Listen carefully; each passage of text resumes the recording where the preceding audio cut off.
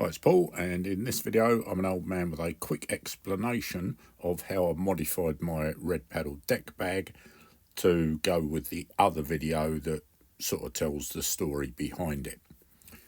So first of all, I bought the bits and pieces to do it. That's some shock cord or bungee cord or elastic rope or whatever you want to call it that I got from B&Q, some hog ring pliers and hog rings that came from Amazon, and also the hooks for the end of the shock cord that came from Amazon. You need to get the hooks to match the shock cord diameter. In this case it's 10mm shock cord, so 10mm hooks.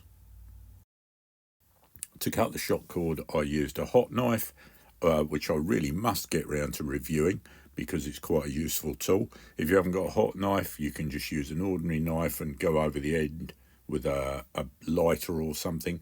The core of the shock cord is rubber, so it absolutely stinks when you cut it with heat or when you use heat on it. So be warned, you're going to want some ventilation. Then you thread the shock cord through the eye or the ring of the hook, which I've very cleverly completely missed out the picture here.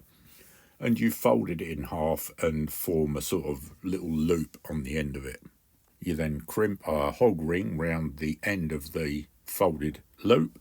I used 2 because I just felt it gave it a bit more safety. And then you can pull it back inside the sort of coiled eye of the hook.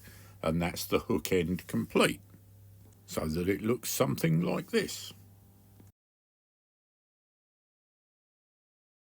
On the other end, I passed the end of the shock cord through the lashing point or gear mount, whatever you want to call it, on the bag, folded it back on itself and did exactly the same thing. Put a hog ring or 2 round it, and what I did for additional security and to make it look a bit tidier, I put some heat shrink sleeving over it, warmed it up and then shrunk it down. If you're going to use heat shrink sleeving, what you got to remember to do is put it on the cord before you form the loop and secure it to the gear mount. So this is what I ended up with. If you fancy having a go yourself, there's absolutely no reason why you have to do it in exactly the same way as me. You could use 2 bits of shock cord and pass them across the bag through the loops and then stick a hook on each end. That would work perfectly well, and to be fair, I would probably do it that way if I did it again. You could do 2 bits of shock cord and run them along the sides of the bag and through the gear loops and hook on each end. Same result, slightly different usability with the bungee cords.